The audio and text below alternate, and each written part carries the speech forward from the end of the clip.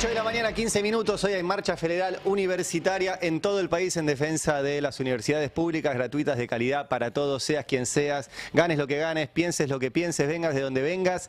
Tenemos que sostener eso y hoy va a haber movilización tanto acá en la Ciudad de Buenos Aires como en todo el país. Por eso nuestra editorial de hoy va a ser una editorial colectiva y hemos invitado a charlar a los que integran la universidad, que son las autoridades, son los docentes, son los estudiantes y somos todos nosotros también. Está con nosotros Germán Pinazo, que es el vicerrector de la Universidad General Sarmiento. Gracias por venir, Germán. Está con nosotros Juan Pablo Centeno, consejero superior de la UBA por la Facultad de Ciencias Económicas. Y está conectada también por Meet María Belén Sotelo, que es secretaria adjunta de CONADU, que nuclea a profesores de todo el país. Bueno, gracias a los tres por venir y por estar aquí. Hoy imagino que están con mucha ansiedad. ¿Cómo viene? ¿Cómo estamos? Yo creo que estamos muy bien. Yo ¿Sí? creo que va a ser una marcha multitudinaria. Sí, 5:30 me levanté hablando de ansiedad. Claro. Y sí. Mucha adhesión de estudiantes, entonces también creo que va a ser masiva. Se va anotando en los pasillos, en las aulas. Sí. Grupos de WhatsApp autoconvocados, como mucha gente que capaz el año pasado no participaba tanto en la política universitaria o en la política en general y ahora se está movilizando. Sí. Belén, ¿cómo la ves vos? También con mucha ansiedad, mucha alegría, pero va a ser algo enorme e histórico, porque la verdad que hace mucho tiempo que no estábamos todos juntos, estudiantes, docentes, graduados y de todas las fuerzas políticas que integran las universidades. Yo tengo el recuerdo, vos por ahí sos más joven, ¿vos qué edad tenés, Juan Pablo? 24. 24, vos sos muy joven, pero Germán y Belén se deben acordar. Mi recuerdo es del 2001 de esto. O sea, y medio la misma movilización, Plaza Jusey, Congreso, Plaza de Mayo, por la Ley Federal de Educación y vaciamiento educativo de esa época, López Murphy. Yo tengo ese recuerdo como lo más cercano, no sé ustedes, de algo parecido. Sí, bueno, López Murphy, también 2016, 2018, hubo movilizaciones que fueron muy importantes. Me parece que ahora hay algo novedoso, digamos, ¿no? Porque un recorte presupuestario como este, me parece que no hubo nunca. Digamos, no es, salvo la hiperinflación, no tuvimos años de inflación tan alta y un congelamiento presupuestario en este contexto, más la subejecución en partidas de infraestructura, se ejecutó en el primer trimestre apenas el 2% de lo que se ejecutó el año pasado. Es un recorte, eso es inédito, me parece, en la historia de la democracia. Esperemos que estar hoy a la altura de eso. En el caso de los docentes, te pregunto, María Belén, porque es un tema importante. El gobierno insiste en que mandó fondos, los fondos, ahora lo vamos a hablar bien, son para el funcionamiento de la universidad y que representan menos del 10% de todo el presupuesto universitario. Lo otro tiene que ver mucho con los salarios de los docentes. ¿Qué ha pasado con los salarios de los profesores en estos 4 meses de gobierno de Milei? Bueno, primero aclarar que la partida esa famosa de fondos todavía no llegó a la universidad, la de gastos de funcionamiento, y que además no cubriría las necesidades reales de funcionamiento de las universidades. Pero sí, la cuestión salarial, la verdad que lo que estamos viviendo es tremendo, es incluso peor que otros sectores estatales. Nosotros en estos 3-4 meses de gobierno de Milei ya tuvimos una pérdida salarial que es similar a la pérdida que tuvimos en 4 años de macrismo. O sea, en 3 meses perdimos lo mismo que habíamos perdido con el macrismo. Y la realidad concreta de muchos de los docentes del país, más de la mitad de los docentes universitarios del país, hoy se encuentran por debajo de la línea de la pobreza. Que eso es algo que no pasaba desde los 80, 90. Entonces, el reclamo de la marcha de hoy tiene que ver, por supuesto, con el presupuesto, porque la realidad es que hay muchas universidades que no van a poder continuar abiertas en el segundo cuatrimestre, pero también fundamentalmente con el salario de los trabajadores y las trabajadoras. Claro. Claro. Y yendo a lo otro, a lo del gasto de funcionamiento, te pregunto, Germán, vos como vicerrector de la Universidad General Sarmiento, ¿se puede funcionar, valga la redundancia, sin eso? Y no. Los gastos de funcionamiento son el 10%, hoy son menos del 5%, digamos, ¿no? O el 5% con este aumento.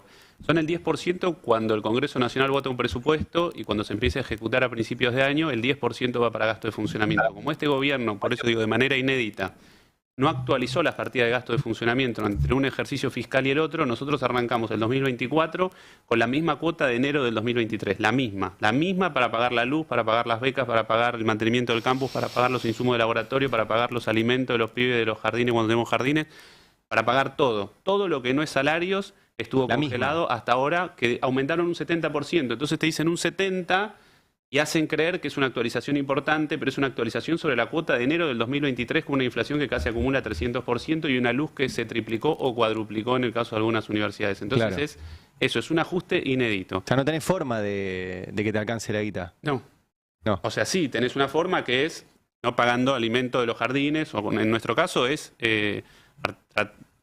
hablando con la provincia de Buenos Aires, que nos está asistiendo con los alimentos, digamos, para los jardines, viendo cómo hacemos los insumos de los Contá laboratorios. eso, perdón, porque vos decís jardines, ¿qué tiene que ver una universidad con Bueno, jardines de eso infantes? es muy importante, digamos, ¿no? Porque nosotros estamos, es una universidad del conurbano bonaerense, es la mayoría primera generación de universitarios. Cuando uno ve los datos de la encuesta permanente de hogares, de los censos estudiantiles, los estudiantes que van a universidades como la nuestra, digamos, trabajan más horas que los que trabajan en universidades tradicionales, viven en familias que más trabajan más horas. Entonces, el cuidado de los hijos es una herramienta importante para poder estudiar. Las becas son una herramienta importante para poder estudiar. El número de personas que asiste a establecimientos educativos universitarios en los últimos 20 años, en el 40% de menores ingresos en el área metropolitana de Buenos Aires, se triplicó. Sí. Para que esa gente se quede en la universidad tiene que tener dispositivos Jardín. como un jardín, becas y distintas herramientas de Mirá vos. acompañamiento. Todo eso se va haciendo cada vez O más sea, difícil. ustedes tienen un o jardín imposible. para los y las estudiantes de la General Sarmiento. Y los hijos de los trabajadores también. Zarpado. Sí. Y además necesitan Un alimentos. jardín hermoso el jardín. No es un jardín hermoso, digamos, ¿no?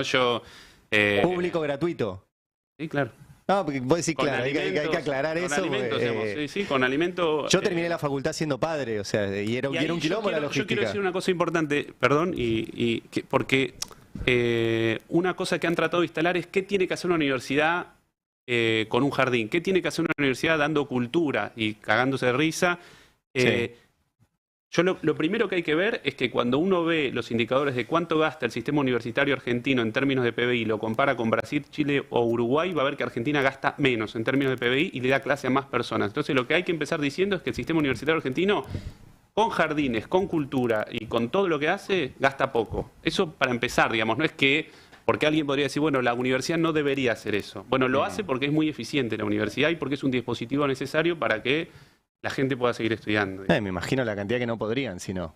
Completamente. Sí. Decíamos, no lo podíamos creer porque nos hemos formado en universidades de la ciudad autónoma de Buenos Aires que no tienen No, yo también. Yo cuando conocí la universidad, el primer día dije, uy, qué bueno sería trabajar acá. Sí. Te pregunto, Juan Pablo Centeno, consejero superior de la UBA por la Facultad de Económicas. Recién fuera del aire, pero me parece un tema interesante para charlar.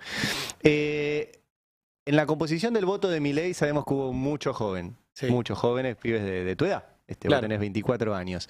Y que muchos de ellos deben ir a la facultad y muchos de ellos deben estar hoy participando, ¿o no?, de la movilización. ¿Cómo ves eso? Y yo creo que nosotros, primero la tarea que tenemos dentro de la universidad, con con nuestros compañeros estudiantes, es tratar de concientizarlos con la situación. Porque más allá de la ideología que uno pueda tener, acá hay una cuestión objetiva, que es que con 300% de inflación y manteniendo el mismo presupuesto que el año pasado, hay una caída del poder adquisitivo de ese presupuesto de un 75%. Sí. O sea, si antes el año pasado tenía 100 pesos para gastar en pagarle a nuestros docentes, en becas de ayuda económica para nosotros, en becas de investigación, hoy en día solamente tenés 25. Sí. Entonces es una cuestión totalmente objetiva y no podemos empezar a dar ninguna discusión más del plano ideológico si no solucionamos la cuestión presupuestaria. Y ahí más de fondo empieza a aparecer ciertas preguntas. ¿Qué es lo que quiere el gobierno con esto? ¿Quiere desfinanciar las universidades para cerrarlas? ¿Quiere incentivar a que se privaticen universidades nacionales? Entonces, bueno, eso es lo que tratamos de bajar un poco en los cursos. Y también lo que vemos es que muchos estudiantes, como bien vos dijiste, votaron a Milei, pero capaz lo votaron por otra cuestión. O capaz, viste que salieron, no, eso es campaña del miedo, no van a cerrar las universidades, eso es puro cuento. Y la verdad que muchos se lo creyeron. Y hoy en día lo están viendo y dicen, che, yo no bancaba al gobierno, no le di mi voto por esto. Y hoy se están arrepintiendo de eso y se están organizando. Entonces, esta marcha del día de hoy va a traer muchísimos estudiantes, más allá de quien hayan votado el año pasado. Claro. Hayan votado a Milei y a Massa en el balotaje, van a participar. ¿Y como estudiante notás ese fuego por ahí que se encendió ahora en el último mes? Se nota. Sí, la verdad que más que nada de la experiencia de las universidades que que conozco, en casi todas se estuvieron haciendo asambleas, abrazos, aplausazos. La realidad es que la comunidad educativa se está organizando. Salen grupos autoconvocados, muchos estudiantes que se quieren manifestar y quieren participar. O sea, no se quieren quedar sentados mientras están cursando con una sola lamparita prendida, a todo oscuras, y no siendo partícipe de poder revertir esa situación. Se sienten parte de la comunidad universitaria y quieren salir a defenderla. Entonces eso es un gran cambio que vemos del año pasado a por ejemplo, y que también va a mechar para muchas otras discusiones, porque yo creo que lo de hoy es un punto de partida. No sé si hoy se va a solucionar con esta marcha en la cuestión presupuestaria, hay que seguir trabajando eso. Y gracias a estas primeras semanas, porque la mayoría de las facultades, de las universidades arrancaron sus clases recién en marzo. Claro. Entonces tenemos un mes y medio de organización estudiantil. Esto va a continuar y cada vez va a tener más fuerza. Quería preguntarle a Belén, que está conectada, pues recién hablaba Germán acerca de este 10% que corresponde con lo que está el gobierno reforzando en las partidas, pero hay un 90% que no, que básicamente tiene que ver con los salarios de los docentes y de los no docentes. Bueno, preguntarte bien en qué situación se encuentran, digamos, ¿no? También los trabajadores de la educación, teniendo en cuenta que también a ellos los castigan por dos lugares, por el lado de los salarios, pero además también por el lado de las líneas de investigación. Bueno, la realidad que el gobierno es algo inédito, como decían antes, porque es un gobierno que no negocia. Es una pantomima la paritaria. Nos llaman para decirnos este es el hecho consumado de un tanto por ciento, les gusta, no les gusta, chau, y no hay continuidad en el diálogo. Esto sucedió con las 3 veces que nos convocaron a los sindicatos a negociar la paritaria, donde lo que hubo fueron reducciones de salario. En términos concretos, lo que hubo fueron reducciones de salario, porque, por ejemplo, en la última instancia nos ofrecieron un 8% de incremento salarial, que obviamente fue rechazado por todas las federaciones, contra una inflación que ya acumula más del 70%, e incluso medido contra el IPC de marzo, ese 8% quedaba por debajo. Claro. Entonces, en términos concretos, la paritaria no está existiendo, porque ante el rechazo de los sindicatos no hay una nueva instancia de decir por parte del gobierno, bueno, vamos a ver qué podemos hacer para acercarnos a lo que ustedes plantean, sino que es la imposición unilateral de ese porcentaje que ya está definido, ni siquiera en el área de Petovelo, en el área de Caputo. Claro. Y eso obviamente que afecta al bolsillo, pero también, como vos decías, y en relación con el tema de los gastos de funcionamiento, afecta el desarrollo de nuestra tarea. No solamente la docencia, sino también las otras actividades que se hacen en las universidades que tienen que ver con las actividades de extensión y de investigación. En el CONICET estuvimos viendo hace un par de días que ya también comenzaron despidos del personal de apoyo. Entonces, la situación es realmente muy crítica. Estamos charlando con María Belén Sotelo, que es secretaria adjunta de CONADU, que agrupa a los profesores universitarios de todo el país, con Germán Pinazo, que es el vicerrector de la Universidad General Sarmiento, y con Juan Pablo Centeno, que es estudiante, miembro del Consejo Superior de la UBA por la Facultad de Económicas. Cande. Sí, para mí con todo lo que venimos charlando hay un tema que se pone un poco sobre la mesa. No quiero ser conspiranoica en relación a las intenciones del gobierno, pero hay algo en este ahogue presupuestario que dice, bueno, da campo fértil para empezar a hablar de arancelamiento o de privatización de una parte de la universidad pública. Ustedes, desde cada uno de su sector, ¿cómo ve esto? Y yo creo que es un poco el discurso que viene teniendo el gobierno, ¿no? Y que ya en la campaña electoral salía a decir que la educación en general tenía que ser privada, y bueno, ahora está también actuando un poco en consecuencia de ello. Lo primero que empezamos a ver en la comunicación estrella del gobierno, que es a través de Twitter, es que empezaron a decir, bueno, la primera reacción es que empiecen a pagar los migrantes, que empiecen a pagar cuota y con eso se soluciona el problema. Mentira. ¿Qué vas a solucionar todo el problema presupuestario solamente cobrándole a los pocos estudiantes que son migrantes y que también le hacen muy bien a la universidad en su conjunto? Sí. Y después, bueno, es esto. La realidad es que la intención del gobierno también viene más por un modelo universitario. Capaz no quieren un modelo universitario que tenga 57 universidades, que tenga universidades en todas las provincias de la Argentina, que genera accesibilidad para que todos y todas las argentinas que terminan el secundario puedan entrar. Un dato muy importante es que hay 2,7 millones de estudiantes universitarios en la Argentina y el 80% de ellos van a la universidad pública. Primero por su excelencia académica. Muchas carreras. ¿80% es universidad pública? Sí, es un montón. Muchas carreras de la universidad pública están muy bien rankeadas a nivel internacional. Es un orgullo para los argentinos ir a estudiar a la universidad pública, pero también por la accesibilidad. Mucha gente no podría pagar la universidad y mucho más en esta situación económica. Claro. Además le tenés que sumar el transporte, los libros, la fotocopia, morfar ahí. O sea, no es solo ir y pagar una cuota. Sería todo lo que implica que todo aumentó. Y además, para mí hay una cosa que en línea con lo que él decía, que yo también veo, el tema primero fueron que paguen los inmigrantes, ahora es que paguen los que graduados. egresaron. Y yo creo que lo que hay que discutir es que si incluso uno pudiese pensar un dispositivo donde pagás perfecto, donde pagasen solo los que pueden pagar, lo que está en discusión no es eso. O sea, tener un sistema público y gratuito y universal es porque, digamos, la sociedad en su conjunto decide que vale la pena tener el mayor número de universitarios posible, porque ese es el mejor modo de tener en un futuro mejores profesionales. Sí. Y eso hace una vida mejor para los que van a la universidad y para los que no. Digamos, la gratuidad universitaria no es una cuestión de que no podemos hacer los mecanismos para que paguen solo los que pueden pagar. Claro, es una inversión social. Es una cuestión que tiene que ver con un sentido de comunidad, digamos, ¿no? Entonces, me parece que es acertado lo que decía acá el compañero recién, y esta cuestión va como permeando la semilla de, bueno, que paguen los inmigrantes, que paguen los que pueden pagar, que paguen los graduados, no, digamos, que no paguen nadie, porque además, repito, es un sistema que gasta poco, digamos. El que no puede es un pagar problema. es Galperín. Me acuerdo, hace poquito vos publicaste unos datos, si querés repetirlos porque es muy impresionante. Nosotros contamos hace poco que Galperín, en sus propios balances, declara que tuvo exhibición de impuestos por, primero eran 142 millones de dólares, yo encontré 273 millones de dólares, o sea que es más. Y vos hiciste un cálculo con eso. Sí, sí, con la cuota, lo que declaró el año pasado era mayor a todo lo que el Estado había gastado en la cuota de gasto de funcionamiento para las 57 universidades, que cubre todo eso todo el año. O sea, una sola empresa que pague los mismos impuestos que cualquier pyme, Sí. no digo que le cobren más, que pague lo mismo, alcanza, y con estos datos que estás diciendo hoy, este doble año sería. seguramente va a alcanzar las exenciones impositivas de una sola empresa, Mercado Libre, para pagar el doble de toda la cuota de gasto de funcionamiento de todo el año de las 57 universidades nacionales.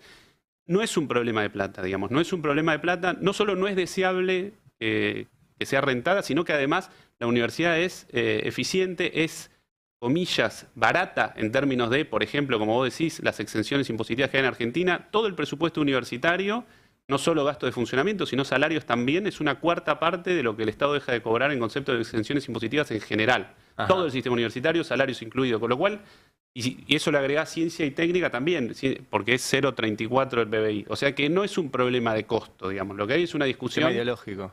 ideológico y de cuál es el sentido de comunidad, de país, digamos. ¿Y a dónde van Sí, en Sí, Belén. línea, perdón, no, que en línea con lo que dice Germán, me parece que tiene que ver con eso, incluso con una definición que excede a la propia universidad por parte del gobierno de Milei. Tiene que ver con esa perspectiva ideológica para la cual todo lo público es malo y todo lo que hace el mercado es eficiente, es mejor, es bueno, pero que tiene que ver en el fondo con un modelo de país que no necesita universidad pública, que no necesita producción de conocimiento público, porque lo que hacemos nosotros, nuestra tarea, además de formar profesionales, tiene que ver con apostar por producir conocimiento para la solución de problemas que afectan a nuestro país, para el desarrollo de capacidades estratégicas para mejorar núcleos de producción en las provincias, para producir vinculación tecnológica con esas pymes que mencionaba Germán. Y creo que eso no va en línea con el modelo que plantea hoy el gobierno, que tiene que ver con un hiperindividualismo, una exaltación del mercado, como si el mercado resolviera problemas que no generan ganancia inmediata, que no van por el lado de la financiarización. Entonces me parece que hoy emerge el problema del presupuesto y el salario como lo más urgente a resolver, pero la disputa política de fondo va por el lado de cuál es el proyecto de país y qué universidad se necesita en ese proyecto de país que plantea el gobierno. Y claramente, en ese proyecto de país no necesita universidad pública.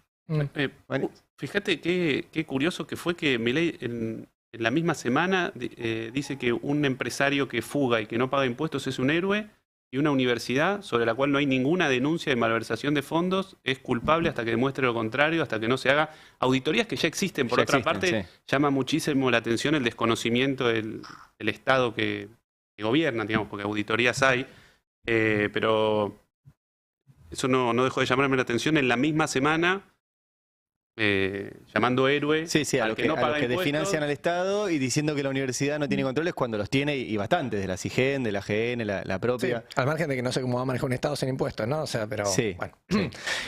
No, en línea con lo que veníamos hablando antes, me interesaba esto que están planteando, ¿no? Lo planteaba Belén, el tema de que hay un poco también Cande lo sugirió antes, que hay una idea de universidad pública de este gobierno, claramente va con su ideología y que no es la idea que teníamos hasta ahora, una universidad pública dentro de un Estado presente que apuesta, digamos, por el desarrollo. Lo plantea más en otros términos el gobierno actual. Pero más allá de lo que pienso, deje de pensar Milei y quienes están con él en el gobierno, mi pregunta es por qué a los pibes y a las pibas les llega eso.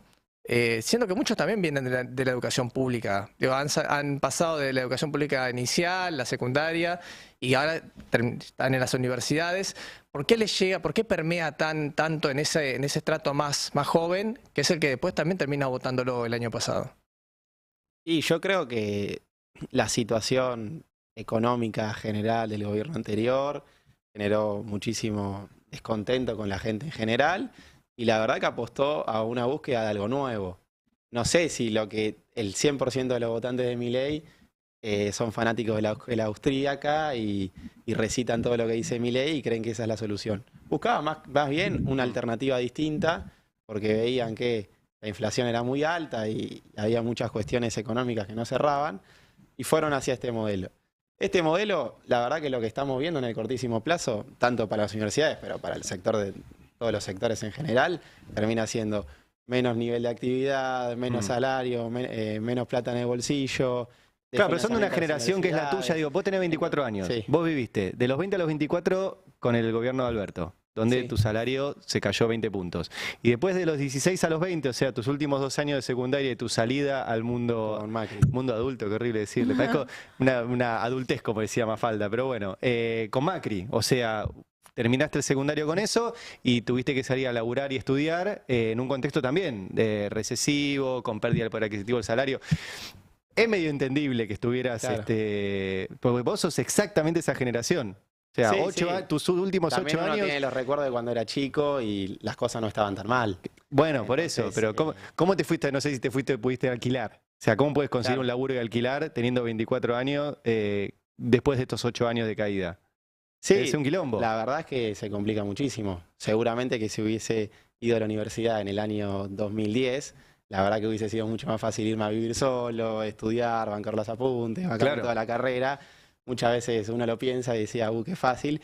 Pero bueno, la verdad es que... tampoco era tan fácil, te digo. Pero más fácil que ahora seguro. Bueno, pero mucho más fácil que ahora. Yo hice el cálculo de 2000, yo entré a la facultad en el 2010 y lo que uno ganaba, yo laburaba en comercio, y lo que uno ganaba en dólares en 2010, más o menos que le compite a lo que gana uno hoy en dólares, como profesional y toda la hora. Claro, pero ya siendo profesional. Estoy haciendo el cálculo en dólares igual. Claro, pero sí. Así que por eso, sos de una generación muy que decís, bueno, che, ¿por qué tengo que tener perspectiva después de 8 años? Y apareció uno que no era ninguno de esos. Claro, pero también es una cuestión de que nosotros tenemos que traer sobre la mesa los debates estos. O sea, ahora vamos a debatir el sistema universitario. ¿Qué quiere la sociedad argentina? ¿Quiere universidades privadas? ¿Quiere que haya poquitas universidades, que haya universidades solamente en los grandes centros urbanos? ¿O quiere un sistema universitario de excelencia, de mucha extensión, con universidades en todas las provincias, con carreras que están rankeadas a nivel mundial, con grandes profesores? Y yo creo que hace muchísimos años se viene bancando lo segundo. Hace 30 años que no hay un presupuesto tan, pero tan bajo como este. Y la verdad que la sociedad argentina lo tiene que ver, y por eso yo creo que hoy en la marcha de la tarde se va a demostrar, porque no solamente se va a movilizar la sociedad, la comunidad universitaria, la sociedad en su conjunto Sí, va a quiere ser el derecho a la educación superior y también cree que es un motor fundamental para el desarrollo, como veníamos diciendo. El que habla para los que están en radio, Juan Pablo Centeno, él es estudiante, consejero superior de la UBA por la Facultad de Económicas. Hicimos una mesa hoy donde está también Germán Pinazo, que es vicerrector de la Universidad General Sarmiento, y María Belén Sotelo, que es secretaria adjunta de CONADU, que agrupa a profesores universitarios. No les pregunté antes, ¿ustedes qué onda? ¿Son primera generación universitaria los tres? ¿No? ¿Cómo es su llegada? ¿Vos, Belén? Yo sí. Primera Sí, mi generación. papá, primera generación. Mi papá era mecánico y mi mamá ama de casa. Primaria completa, secundaria incompleta. Yo soy primera generación. Y en la UBA me gradué, que es una universidad que en general se dice que no hay tanta primera generación, no es así. Todo el tiempo en las universidades públicas llegan nuevas camadas de familias y eso es importantísimo. Zarpado, ¿ustedes? ¿Vos Yo no. ¿Vos no? No, mi papá era psicólogo y mi Bien. mamá es psicóloga. Hijo de psicólogo. Bien, Upa. hijo de psicólogos. Y saliste politólogo. Y saliste con razón. Es lo menos raro que salí. ¿Y vos, Juan Pablo? Yo tengo a mis padres que pudieron estudiar de grandes, Bien. les mando un saludo grande. ¿De grandes? Sí, mi papá se recibió 2 años antes que yo de veterinario, en Mirá. el 53, y la verdad que fue un orgullo para toda la familia poder tener un recibido. Después a los 2 años ya me recibí Te yo. recibiste vos, genial. Y bueno, la verdad que bueno, eso es gracias a la universidad pública y mi papá pudo seguir estudiando también. Claro. Como, bueno, eso en mi familia está como muy instalado, la importancia de la educación pública y la universidad pública. ¿Y hay algo que haya hecho mal el conjunto universitario para haber llegado hasta acá, sí? Digo, para posibilitar que haya un discurso de vaciamiento que alguien crea que tiene lugar. Yo no creo que este ataque esté relacionado con nada que haya hecho el sistema universitario. No quiero decir que el sistema universitario no es perfectible, que no haya en 57 universidades y en tantas autoridades superiores y en tantos compañeros y compañeras que forman parte de los consejos superiores, de los sindicatos, cosas que tengamos que discutir. Yo creo que son muchas las que tenemos que discutir. Ahora, ninguna de esas cosas me parece que está relacionada con esto. Esto hubiera ocurrido aunque nosotros hubiésemos sido... Porque si vos ves, como yo te decía, y no quiero ser reiterativo, yo sé que estamos además en la época de la posverdad, pero no hay ningún dato a partir del cual uno pueda decir que esto funciona mal, digamos. Entonces, cualquiera. Yo ayer la volví a escuchar, María Eugenia Vidal, para nosotros los universitarios y universitarias, se había hecho muy famosa en su momento cuando dijo para qué se necesitan tantas universidades si los pobres no llegan a la universidad, y ayer lo volvió a repetir, y uno ve la encuesta permanente de hogares, que es el insumo estadístico más importante socioeconómico que tiene Argentina, y uno ve al revés, que con las universidades del conurbano en los últimos 20 años se triplicó en el 40% de menores ingresos la gente que va a la universidad, y ellos siguen repitiendo que la gente no llega a la universidad. Entonces me parece que no tiene que ver con lo que hicimos o dejamos de hacer, sino con que... Con esta concepción que ellos tienen sobre una sociedad, que no es una concepción sobre una sociedad. Para ellos, digamos, Argentina es un... Cuando Milei dice todo impuesto es un robo, quiere decir que nadie tiene que hacer ningún esfuerzo para que otra persona tenga derecho a nada, y esa es una concepción de sociedad donde somos accidentalmente un conjunto de personas que compartimos un territorio, digamos, Claro. pero no... y volviendo un poco a lo que decías antes, yo creo que la marcha de hoy va a ser multitudinaria porque justamente toca... una fibra sensible donde la sociedad entiende que el Estado está haciendo algo bien en las universidades, porque quizás tratando de entender por qué, la pregunta anterior que hacía el compañero sobre por qué hay muchos jóvenes que los votan, que han votado esto, porque efectivamente ha habido algún error en el pasado en que no pudimos lograr que el Estado en su conjunto sea percibido como un dispositivo de bienestar. Claro. Pero en las universidades sí, por eso hoy me parece que va a ser multitudinario. Claro, digamos, ¿no? tocaron algo que funcionaba Tocaron bien. algo que funcionaba donde no había por bien, dónde entrarle. que Viste que funcionaba hay otras bien. áreas que decís, bueno, que ellos encontraron, siempre hacen lo mismo, no encuentran un caso, encontramos Siempre. un corrupto, son todos corruptos. Encontramos un medicamento que se dio mal, suspendemos la entrega No, y del que además medicamento. nunca hay una denuncia sobre ese, Sí. lo que hace es se rompe todo, digamos, ¿no? Es escandalizar para legitimar el ajuste. Y en el caso de las universidades no ha habido una denuncia de un rector que se tome una chocolatada mal, no ha habido nada. Digamos, eso no quiere decir que puedan encontrar algo. Ahora, cuando uno ve, porque es una institución que tiene 57 universidades, digamos, si bien tenemos menos universidades por habitante que México o Brasil, son muchas universidades. Ahora, no hay ninguna denuncia de nada y el número general del gasto universitario es un número bajo y es un número eficiente. Entonces no hay nada por donde objetivamente discutir este recorte presupuestario o legitimar este recorte presupuestario. Marian, tenías una... A mí me parece también agregar una cuestión en línea con lo que discutían antes, que con la relación con los estudiantes que vemos nosotros los docentes que estuvimos viendo estos días, que me parece que hay que tomar en cuenta también que hoy tenemos muchos y muchas estudiantes que atravesaron la pandemia en sus casas, ya sea el último año del secundario o los primeros años de la universidad, cursando de forma virtual, así como estoy yo, y que la socialización que se genera en el aula concreta o a través de un Meet, donde muchas veces nosotros nos pasaba como docentes que solo veíamos cuadraditos negros, es algo completamente distinto. Lo vimos las semanas anteriores que desde los sindicatos estuvimos proponiendo, invitando a los estudiantes a hacer clases públicas. Se dio muy fuerte acá en Buenos Aires, pero en un montón de universidades de todo el país, el hecho de la clase pública, y nos pasó a nosotros como docentes encontrarnos con estudiantes que no sabían muy bien de qué se trataba, no sabían muy bien qué hacer con su cuerpo, con el banco, cómo salir del aula, era toda una experiencia novedosa, que eso implica también una forma de reconstruir la comunidad y la pertenencia con la comunidad universitaria que es distinta.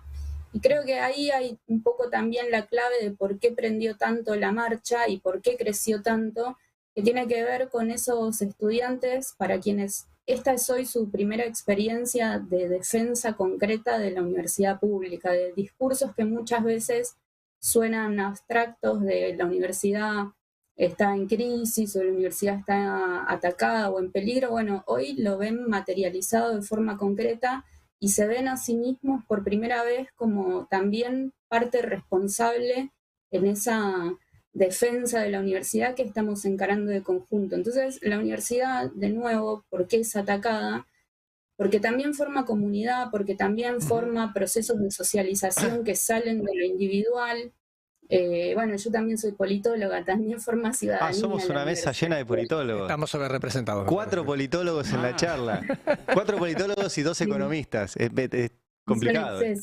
Igual yo te voy a decir una cosa. Este país ha sido gobernado por abogados, por militares y por un ingeniero, Ahora nos tocó un odontólogo, hubo un maestro.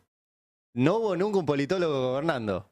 Yo creo que nos merecemos una oportunidad. A todos los economistas por esta gestión. Me gustó. Y no quería decir por un economista, pero acá tienen cuando gobiernan los economistas. No. Sí, Marian. No, me parece que se abrió una puerta interesante cuando hablaban acerca de los chicos, las chicas y la socialización, ¿no? También que tienen ellos. Hoy mucha de la socialización de ellos pasa por el mundo virtual. La pandemia, de hecho, potenció todo eso. Y este gobierno se ha caracterizado por hacer de las redes sociales un arma de desinformación, básicamente. Lo hemos visto y lo venimos analizando aquí en el programa, inclusive con el conflicto actual que hay respecto a la educación, cómo fue variando la estrategia, ¿no? Desde la técnica del adoctrinamiento a, bueno, que paguen los que se recibieron, los que paguen los migrantes. Han variado, pero siempre apuntan, digamos, hacia el mismo tipo de uso de las redes sociales. ¿Qué notan ustedes cuando están en las aulas? Digo, cuando el espacio virtual da lugar a lo que es nuevamente la relación cara a cara. Si ustedes se encuentran también con esa desinformación por parte de los pibes y las pibas y de alguna manera eso se intenta contrarrestar. Sí, la verdad que no es perfecta la información y por eso creo que desde las organizaciones estudiantiles, pero también desde estos nuevos grupos de autoconvocados, lo primero que se intenta hacer es concientizar a tu propio compañero. Che, mirá, la cuestión es así, si no solucionamos el problema presupuestario, capaz en junio no podemos seguir viniendo a estudiar. Mirá que si no solucionamos este problema, seguramente el próximo mes vamos a tener que cursar a oscuras. Bueno, esa concientización hace que desde te lo dice un par, o también en una clase pública, como decían antes, te lo dice un docente, te lo dice personas más de cercanía y bueno, vas concientizando así a toda la comunidad educativa. Y después, bueno... Y te creen más, digamos, a vos cuando se lo decís que al... Sí, porque también te da la chance de poder digamos, a cualquier otro. Un poco. Porque uno también tiene que ir a preguntar, che, ¿y vos cómo la ves? ¿Qué te parece el problema? Y capaz te dice, y mirá, la verdad que yo no estaba muy enterado, para mí la universidad no va a cerrar, y cuando le contás, mirá que el presupuesto es el mismo que tenían el año pasado, con la inflación que hubo, va a alcanzar para 6 meses con mucha furia. Che, Entonces, sí, lo sumamos. Hoy hubo vigilias en distintas sedes universitarias durante toda la noche. Lo sumamos a la charla un segundo a Lucas Bonfante, que es consejero estudiantil, directivo en Filo y Letras, ahí en Puan, ¿sí? En la UBA, que están en vigilia desde anoche. Lucas, ¿nos escuchás? Buenos días a todos, ¿cómo andan? Sí, ¿Cómo andás? perfecto. ¿Por qué decidieron hacer una vigilia ahí en la facultad? Bueno, nosotros ayer tuvimos asamblea durante la tarde y decidimos, sí, de forma simbólica permanecer en la facultad durante la noche, también sobre todo aprovechando para hacer carteles, bandera, ¿no? Donde aprovechamos para pintar las consignas que votamos en nuestra asamblea, ¿no? Que en el caso de Filosofía y Letras es arriba el presupuesto, abajo todo el plan de Milei, no al DNU, la ley ómnibus y el protocolo Burrich, así que sirvió bastante para hacer eso. Muy bien. ¿Y cómo está la convocatoria ahí de la facultad? ¿Cómo la ven?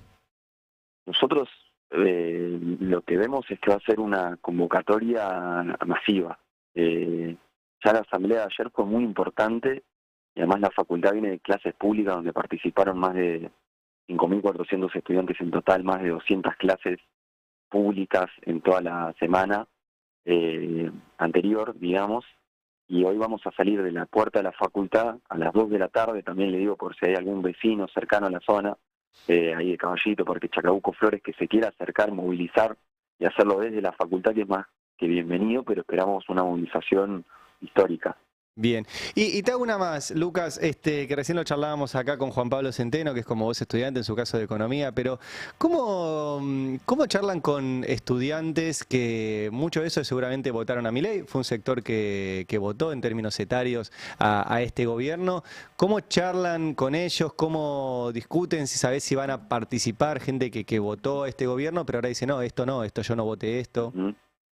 Sí, nosotros identificamos dos sectores. Un sector que sería parte de la juventud que votó a Milei después de sentirse asqueada, ¿no? De dos gobiernos que fueron pésimos, el de Mauricio Macri y el de Alberto Fernández, que básicamente empeoraron las condiciones de vida de la mayoría y sobre todo de la juventud, y que votó a Milei como una expresión de bronca, como una expresión de rechazo, pero que no lo votó para ajustarse a sí mismo, lo votó justamente para ajustar a la casta, y que es un sector que está viendo ahora cómo el ajuste que cae sobre la universidad le cae de lleno y que tiene más preguntas. Con ese sector nosotros, bueno, permanentemente dialogamos.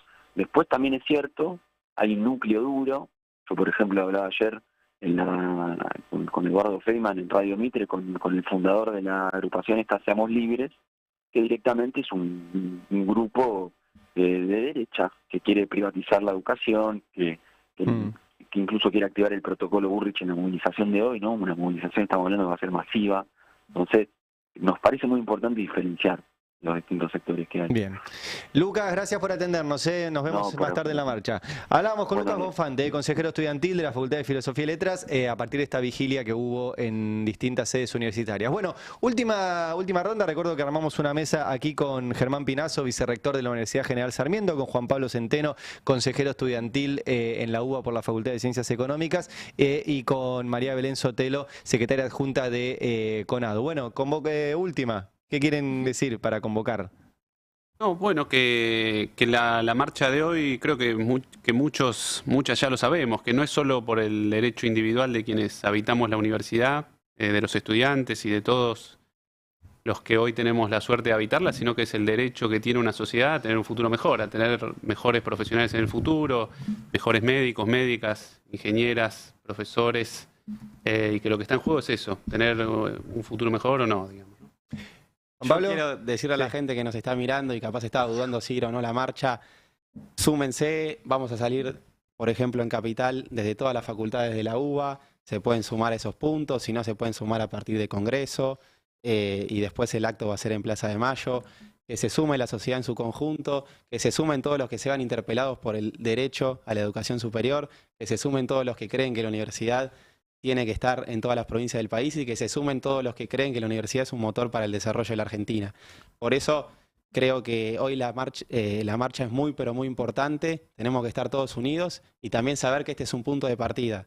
el gobierno de Milei tiene que empezar a dar alguna respuesta al problema presupuestario, pero que tampoco nos vamos a conformar con eso. Como habíamos dicho antes, también la cuestión de la permanencia es algo que desde el movimiento estudiantil vamos a seguir trabajando. Vamos por el boleto educativo, vamos por más becas y vamos para que ningún pibe se quede afuera de la universidad. Belén, ¿seguís por ahí? Sí. También reforzar la convocatoria hoy no solo en Buenos Aires, que va a ser de Congreso a Plaza de Mayo desde las 15:30, pero sino que va a ser en todas las ciudades, en todas las provincias del país, porque tenemos la suerte, que no es suerte, es producto de una construcción histórica de nuestro país, que haya una universidad en cada provincia, y en todas esas provincias también va a haber movilizaciones. Entonces, sumarse, reforzar la participación de todos, todas y todas, y también en línea con lo que decía el compañero estudiante, esto no termina acá, porque, como decíamos, para nosotros la universidad es una apuesta por el país, no es solo una cuestión de los universitarios para los universitarios, es una apuesta por el país y no queremos tampoco una universidad con un presupuesto enorme y con docentes que ganamos bien en un país que se viene abajo. Entonces, también ya están planteadas otras convocatorias el 1 de mayo y el 9 de mayo, a las cuales nosotros desde la universidad también tenemos que adherir y convocar. Bien, ¿querías sumar algo, Cande? No, estoy que me marcho encima. Ah, genial, obviamente. Ahí vamos a estar, desde el Destape estamos también participando en lo que nos toca como medio de comunicación, creyendo en la universidad pública, gratuita, de calidad, de la cual acá somos 3 hijitos de la UBA, los 3, ¿no? Sí. Sí, 2 politólogos y un economista.